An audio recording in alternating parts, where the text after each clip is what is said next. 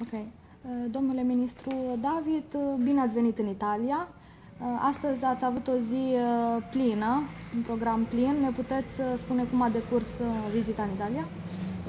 Ca de obicei a fost un program extrem de intens și acest lucru se datorează în primul rând celor trei motive principale care m-au adus la Roma. Primul a fost cel de inaugurare și de deschidere oficială a reprezentanței Camerei de Comerț și Industrie a României la Roma, ocazie cu care în fața unei numeroase audiențe din partea mediului de afaceri, dar și din partea mediului politico-diplomatic au fost prezentate obiectivele și principalele misiuni pe care reprezentanța Camerei de Comerț le învizajează pentru perioada imediat următoare. Al doilea moment important al vizitei a fost întâlnirea cu Cecile Kyenge, noua ministră pentru integrare, ministrul italian al integrării, o discuție extrem de utilă și, cred eu, foarte productivă din perspectiva legăturii funcționale la nivel guvernamental, la nivel ministerial, pe care intenționăm să o dezvoltăm cu acest departament, care nu este nou creat, el este desprins practic din portofoliu mai larg pe care l-a avut înainte profesorul Andrea Riccardi, dar acum s-a calibrat direct pe problematica integrării comunităților de imigranți pe teritoriul Italiei. În fine, cea de-a treia și cea mai plăcută întâlnire, ca de obicei, este cea cu reprezentanții comunităților românești, unde aceste dialoguri permanente nu fac altceva decât să ne asigură un schimb de informații pentru a îmbunătăți și relația, dar și de a înțelege care sunt cele mai bune răspunsuri pe care comunitatea le așteaptă de la noi. Dacă la primul moment al inaugurării Camerei de Comerț prezența, așa cum spuneam, a fost una de înaltă ținută și care practic a reflectat interesul pe care acest eveniment l-a reprezentat, îmi place să subliniez ideea că un proiect pe care în ianuarie l-am prezentat ca o posibilă formulă suplimentară de ancorare în realitatea economică și socială a comunității, a prins, iată, contur la câteva luni distanță. Spuneam atunci că comunitatea românească din Italia este foarte bine integrată. Noi avem aceste valențe pozitive pe care le aducem în societatea și comunitatea din Italia și trebuie să valorificăm, să subliniem aceste lucruri. Din păcate, mult prea des, insistăm asupra aspectelor mai puțin plăcute, care pun la îndoială sau pun o pată de culoare mai puțin favorabilă pe prezența comunității românești aici, cu toate că marea majoritate a românilor aflați în Italia sunt foarte bine integrați, muncesc și contribuie. Mai mult decât atât, avem un număr foarte important de antreprenori români care activează în Italia. Numărul acestora, conform unor cifre prezentate astăzi de reprezentanții Camerei, cifra undeva la 45.000 de antreprenori români care, într-o formă sau alta, sunt în diferite formule de asociere sau management în companii care activează în Italia. Iată, deci, că avem o contribuție și la dezvoltarea economică a Italiei. Românii din Italia nu sunt doar parte integrantă a forței de muncă, a pieței forței de muncă, nu sunt doar lucrători în diferitele slujbe pe care societatea și piața le oferă în Italia, pot contribui și chiar datele par foarte interesante, arată că undeva între 1 și 2% din produsul intern brut al Italiei este generat de activitatea volumului economic comercial al companiilor deținute de antreprenori români. Și atunci această reprezentanță a Camerei de Comerț a României are scop dual. Pe de o parte, ea este reprezentativă pentru interesele societăților din România, care sunt membre ale Camerei de Comerț a României și care pot avea o piață de desfacere pentru produsele românești în Italia. Implicit vorbim de susținerea exporturilor românești pe piața Italiei, cum, pe de altă parte, cealaltă dimensiune înseamnă atragerea și stimularea investițiilor românești înapoi în România, făcute de către firme deținute de antreprenori români în Italia, dar în parteneriat cu antreprenori și parteneri de afaceri italieni. Am plecat de la ideea că poate cel mai bun vector de catalizare a interesului antreprenorilor italieni în România reprezintă chiar antreprenorii români, care sunt în relații comerciale și de afaceri cu antreprenorii italieni și care, sigur, plecând de la premiza unui câștig comun, pot să construiască parteneriate solide care să contribuie la dezvoltarea acestei relații economice. Pornind de la parteneriate, se va putea face o evaluare a proiectului la 6-12 luni? S-au stabilit o serie de rezultate care se doresc a fi obținute? Nu am pus astăzi în discuție decât două proiecte de viitor care vor genera mecanisme de monitorizare ulterioară. Unul dintre proiecte este cel al încurajării consumului de produse românești în Italia. Și asta înseamnă că cum putem să facem? Prin promovarea produselor românești aici, dar și prin organizarea anuală a unități de produse tradiționale în Italia. Acest târg va aduce față în față produse alimentare. Produse tradiționale. Produsele tradiționale poate să aibă o gamă mai largă. Aici piața reglează, e o piață de consum.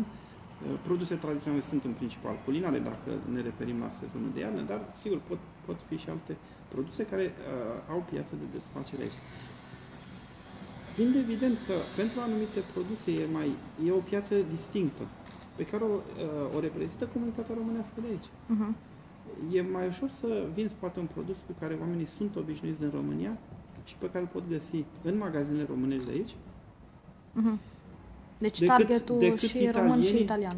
Mai degrabă, aș începe prima dată cu românii, pentru că până la urmă mulți dintre noi am crescut sau ne-am obișnuit cu anumite produse pe care le știm, produse tradiționale românești, și în felul acesta și magazinele românești, și producătorii din România, și clienții în final, membrii comunității noastre, pot să fie mulțumiți la sfârșitul unui astfel de proces care, sigur, odată ce a pornit, noi vom putea să vedem dacă aduce rezultate prin creșterea consumului și creșterea volumului de export de produse tradiționale românești în Italia.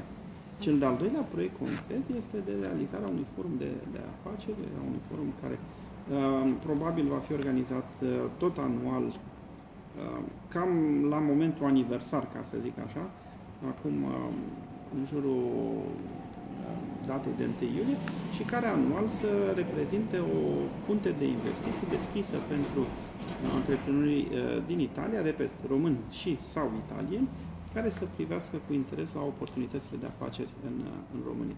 Deci, pe de o parte, târgul de produse tradiționale românești care va fi organizat iarna și forumul de investiții, forumul de afaceri româno-italian care ar putea să fie organizat vara, ar putea reprezenta două momente cheie care pot după aceea să genereze creșteri și dezvoltarea de afaceri. Și mai apoi, sigur, acestea ar putea să fie monitorizate. Am putea, eu știu, în orizontul unui an, poate și mai departe, să vedem impactul acestor proiecte. E evident că nu putem mai devreme, pentru că nu există o cale prin care să aducem rezultate imediate, dar eu cred că am pus piatra de temelie a unui proiect care este durabil, plecând și de la ideea că avem în Italia o comunitate care s-a stabilizat.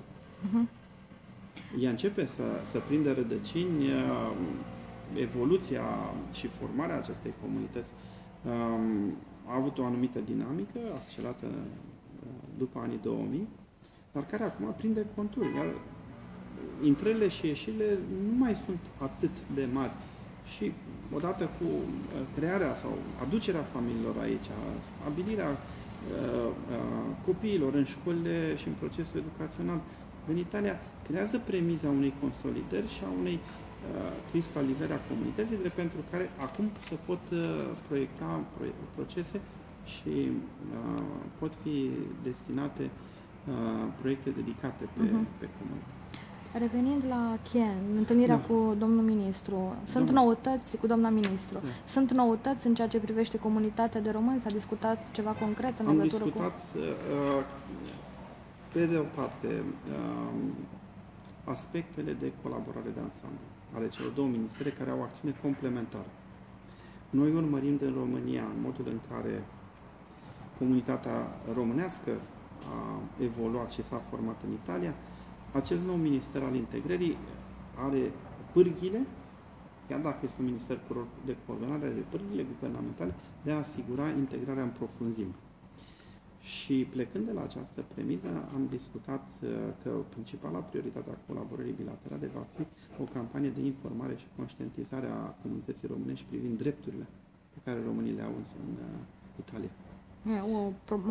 Să spunem, o perspectivă concretă, realizarea, deci se va pune efectiv Acest lucru va fi făcut, cel mai probabil am avut din partea doamnei ministru